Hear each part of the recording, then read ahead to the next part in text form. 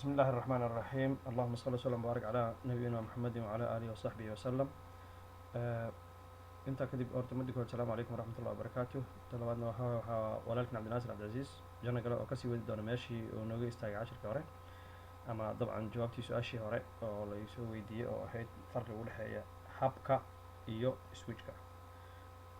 dabcan switchka habka waa kasoo hadalnay, sida uu shaqeeyo iyo waxyaabaha uu caan ku yahay ama waxyaabaha dhibka uu leeyahay iyo intii lamidaba.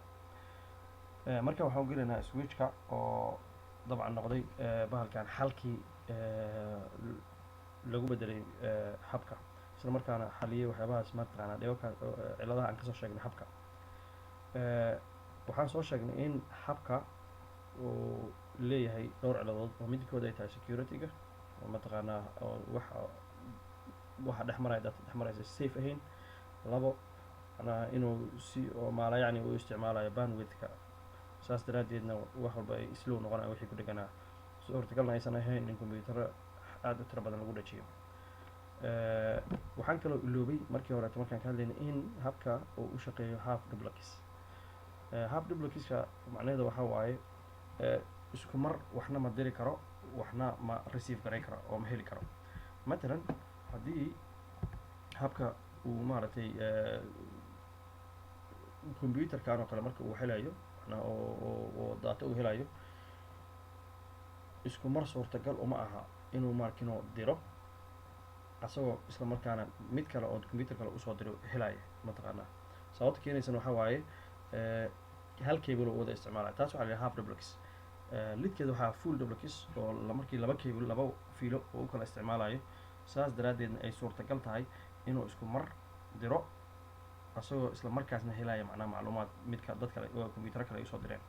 marka switchka wuxuu u shaqeeyaa qaab full duplex ah, halka kan uu ka shaqeeyo macnaha half duplex.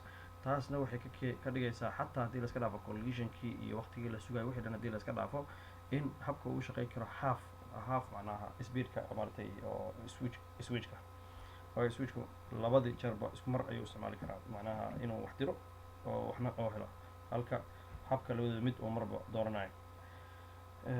waxaan isticmaali doonaa markaa isla sawirkii hore oo maaragtay aan kii hore u isticmaalnay. dhinacan waa dabcan waa LAN oo hab uu u dhexeeyo oo hab ku dhex jiro, dhinacanna waa LAN kale oo switch uu ku dhex jiro. dabcan halkan meesha sida ka muuqato waxaa waaye waa router aan dhexgeliyey. routerka isaga haddii aan jaanis hadda u helna ama markii horeto waqtigiisa aan u nimaadna insha allah taala aan ka hadli doonaa. laakiin hadda meesha keliya wuxuu ugu jiraa in markino laba LAN macnaha haddii aad u baahato in aad xiriiriso ay tahay inaad router dhex martay suurtagal ku ahayn in aad maaragtay labada LAN macnaha tooskooda ay isugu xirnaadaan oo si kale ay suurtagal u ahayn. way dhici kartaa hab kale oo VLANiska iyo waxaas marka la galo qaab oo switchka keligiis dhowr LAN oo kala gooniya oo mataqaanaa virtual ah loo samayn karo, laakiin kaas markeeda uma doona waana advanced xoogaa. laakiin hadda sidaan noo ato insha allah tacaala. sawirka marka waxaan hadda awoodda saaraynaa dhinacan oo aan uga hadlayno switchka iyo qaabka uu shaqeeyo. dhinacan waxaan hadda 4 computer ku dhegan, waa PC5, 6, 7 iyo 4. mid walba waxaa korkiisa ku qoray bahalkan MAC addresska uu leeyahay. ma ahan dhinacan kale inay computerada MAC address lahayn, way lahaayeen laakiin macno weyn kuma fadhiya, sababtoo switchka habka wax kasta oo helo wuxuu dirayay port kasta uu dirayay, marka laga reebo tan oo maaragtay ay kasoo gashay macnaha macluumaadka oo markaas dirayo. ama habka asaga taas wuu ka duwan yahay, waa dariiqo ka duwan oo raacay. waxaana u raacay in wax kasta oo u dira keliya meesha looga baahanya, meel kale aan looga dirin. matalan haddii inaan ma rabin. matalan haddii computerkan PC6 oo damco inuu wax u diro PC4, ma u baahno inay qolyahan kale oo PC7 iyo PC5 ay macluumaadkaas helaan, bal waxaa keliya uu sameynayo switchka soo gaaraya, switchkan wuxuu u forward garaynaa PC4, meel kale ma u diraayo. haddii dama PC7 inuu u diro sidoo kale isla markii macnaha kan loo diraa. waxaa kaloo macquula asagoo kan uu diraa PC4 u diraayo inuu PC7 asna ka helo, marka daatadii ma isku dhex qaldamayso. shaqada ugu muhiimsan oo hadda dabcan baalka switchkan oo hadda sameynayo oo meesha ka dhex sameynayo waxaa waaye inuu horta jabiyo collision domain inuu kala jabiyo. hore waxaan usoo sheegnay in habka wax allaaliya waxa ku dhegan ee collision domain ay wada yihiin, saas daraaddeed trafficooda uu isku dhici karo. kan switchka waxaa port kasta keligiis oo wuxuu isu yahay collision domain. macnaheedu waxa waaye fiiladan wax kale oo la wadaago computerka ma jirto, waxa keliya oo dhex mari kara waa macluumaad asaga u socda iyo macluumaad asaga u diray, wax kale ma dhex mari karaan aan ka ahayn broadcastigana waqtigeeda ama doona oo macluumaad la rabo in guud ahaan wax allaale wixii laankan ku wada dirsan ay wada helaan. broadcastiga waana isaga naftiisa waxa waa cilado uu leeyahay broadcastiga, waxaana filaa in xataa IP version 6 laga wareego broadcastiga oo lagu macnaha la isticmaalo multicastiga waxa lamid kuwaas marka la imaan doona insha Allah taala. laakiin hadda muhiim waxay tahay inaad ogaatid in switchka port kasta keligiis oo yahay collision domain. macnaheedu waxa waaye keligiisna ha ahaadee haddana waxaa usii dheer isagoo laba fiilo midna ku receive gareeya midna ku dira. saas daraadeed wax collision ah meeshaan kama dhici karaan macnaha markii saas loo fiiriyo. waxa keliya oo daatadan computerkan ama u diraayo ama loo soo diraayo la wadaagi karna waa broadcastigaas keliya oo iyadana markasta aan ahayn. taas waa midda koowaad waay. tan labaad switchka wuxuu markasta isku dayaa macnaha inuu samaysto waa ka caqli badan yahay habka. waxa uu sameeyaa qoraal macnaha table uu samaystaa, tablekaas oo uu ku xareynayo markasta uu gelin doono computer kasta portiga uga dhigan yahay iyo MAC addresskiisa. macnaha wuxuu mapping ku sameynaa oo iswaafajinaa portiga computerkan ku dhigan yahay. haddii aan fiirino computerka PC4 wuxuu ku dhigan yahay ethernetka fast ethernet 0/4 MAC addresskiisana waa sidaan macnaha. marka wuxuu iswaafajinaa table wuxuu dhisanaa portigaas waxaa iga dhigan midka MAC addresska leh, portigan waxaa iga dhigan midka MAC addresska leh, portigan waxaa iga dhigan midka MAC addresska leh. hadhowtii macnaha markii computerkan matalan uu wax soo diro wuxuu soo raacinayaa MAC addresska hadba midka uu dirayo. matalan haddii uu diraa PC7 wuxuu soo raacinaa MAC addresska. okay, isla markaa switchka mar allaaliya markii uu arko oo helo macnaha macluumaadkaas waxa uu sameynaa MAC addresska fiirina haddii uu tablekiisa ugu jiro oo mataqaanaa oo yaqaano meesha barta uu ka jiro oo wuxuu ku diraa godkaas uu ka jiro keliya ku diraa. saas daraadeed kan keliya helaa, kuwa kale uma baahna inuu u diro. su-aal marka su-aasha waxay noqonaya macnaha asalka horta isaga suu ku gartay yaas u sheegay macnaha meesha uu ka jiro. switchka waa lasoo daaray, markii lasoo daaro automatically macnaha suu ku garanaa inuu macnaha computer MAC addresskan leh inuu maaragtay dhinacan ka xigo ama boardkan ku dhigan yahay kan sidoo ku garanaa. intaanan hortaas hadda sharxin wax yar maadaama maanta aan kusoo celinay kalada MAC address, waxaan jeclaa inaan MAC address wax ka taabano.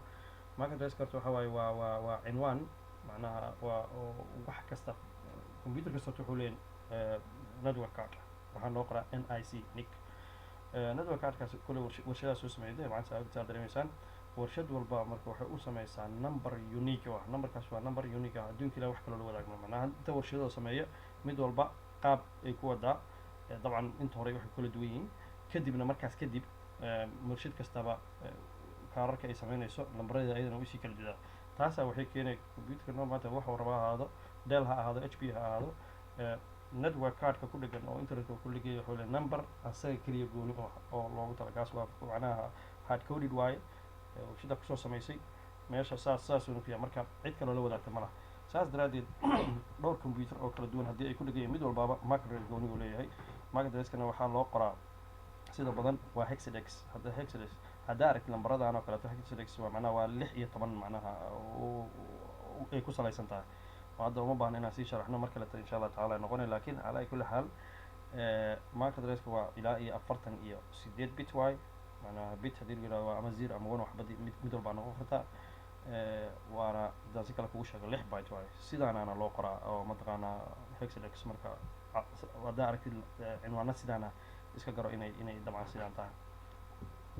okay, inkastoo xoogaa dadka ay qaldi karaan IP version 6 macnaha nambaradooda naftigooda ay ku qaldi karaan, laakiin hadda mar kale tay noo noqon doontaa. laakiin muhiimadda hadda waa sida MAC addresskaas oo marka computerka oo switchka ku kala garanaya. marka su-aasha waxay noqonaysaa see ku garanaya hadda in markano PC7 uu uga dhigan yahay dabcan FA 0/3 inuu uga dhigan yahay computerka MAC addresska wata. wuxuu ku garanaa marka computerka switchka marka la soo daaro marka ugu horeysaba wuxuu sugaa computer macluumaad soo dira. markii computerkan hadda uu soo diro waxa ugu horeeya oo fiirinayo ma aha midka ay ku socoto, laakiin wuxuu fiirinaa midka soo diray cinwaankiisa ama MAC addresskiisa. dabcan wuu fahmaa portiga kasoo galay waa yaqaanaa oo portigana kasoo galay 02 kasoo galay laakiin wuxuu fiirinaa MAC addresskiisa. Marka wuxuu isku waafajinaa labadaas tablekii uu dhisanayo markaas dhismaheeda meesha ka bilaaba. Wuxuu leeyahay portiga f macnaha fast ethernet 0/2 waxaa iga dhigan computerka MAC addresskiisa oo yahay numberkaan meesha ku qoran oo ugu dambayso 54b da ay ugu dambayso. marka taasuu ku qornaa. marka kadib wuxuu fiirinaa destination-ka ugu socoto. destination-ka ugu socoto marka uu fiiriyo MAC addresskiisa ama tablekiisa haddii kow wuxuu fiirinaa table horta ma igu jira mise ma igu jiro. haddaa lasoo istaaray kuma jiro. haddii ay kolley ku jir lahayd taas waa fududa automatically kaas keliya u diraa.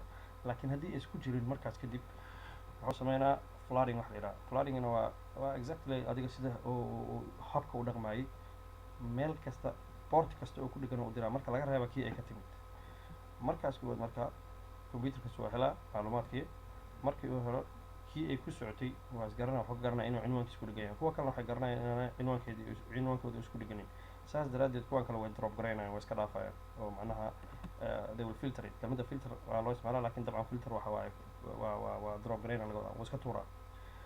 kii kaleeto marka oo cinwaankiisa oo ku qornaay wuxuu sameynaa asagiyaa soo jawaabaya markuu allaale markuu soo jawaabo switchku wuxuu sameynayaa tableka uu gashanaa meeshii macnaha oo maaragtay saas oo ku bartay labo jiro dambetana sidoo kale oo sameynaya midkaan kalaa soo diray sidoo kaleto wuxuu ka fiirinaa cinwaankiisa ma igu jiraa maya wuu gashanaa kanay ku socotaa ma yaqaano. haddii uusan qoon wuxuu sameynaa port kasta oo ku dhegan oo diraa marka laga reeba kii usoo diray. of course hadda markaan uma baahna inuu kan iyo kan u diro sababtoo ah labadan cinwaankooda u yaqaana mid uu yaqaanan uma diraayo marka kan keliya usan aqoonin. haddii 10 kale computer ku dhigalaalahayd uusan aqoonin 10 kaas u diri lahaa. laakiin hadda maadaama uu mataqaanaa waxa kuwa kala yaqaan oo kan keliya usan aqoonin automatically meeshaas oo ka dhex garanaa. marka switchka maanta oo dhan wuxuu ku dhex jiraa inuu dhiso tablada macnaha hadduu dhisaa mana ahan macnaha wax joogta ah. mar allaale markuu muddo marka hayo waa expire sameynaa oo baabi'inaa oo iska tuuraa haddana mar labaad dib usoo dhisaa. sababta oo marka saas u sameynaya naftigeeda waxa waa security reason macnaha waa sabab oo mataqaanaa oo mataqaanaa badbaadi ay ku jirto. waayo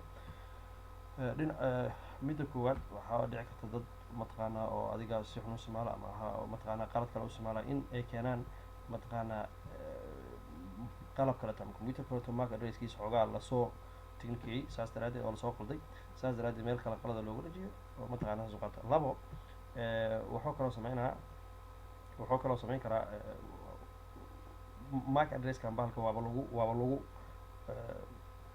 okay tan waxa waaye advanced waaye laakiin marka aragtid waa lagu habay karaa macnaha in portigan uga soo wareego MAC addresskan keliya wax kale ay isku soo wareegi karaan. matalan computer kala la timid waxaa samaysa meeshaana inta laga fujiyay computer kale ku dhejisay adoo rajaynaya marka in markino aad chance aad ku isticmaasho switchkan gudihiisa ku dhex martay heshid.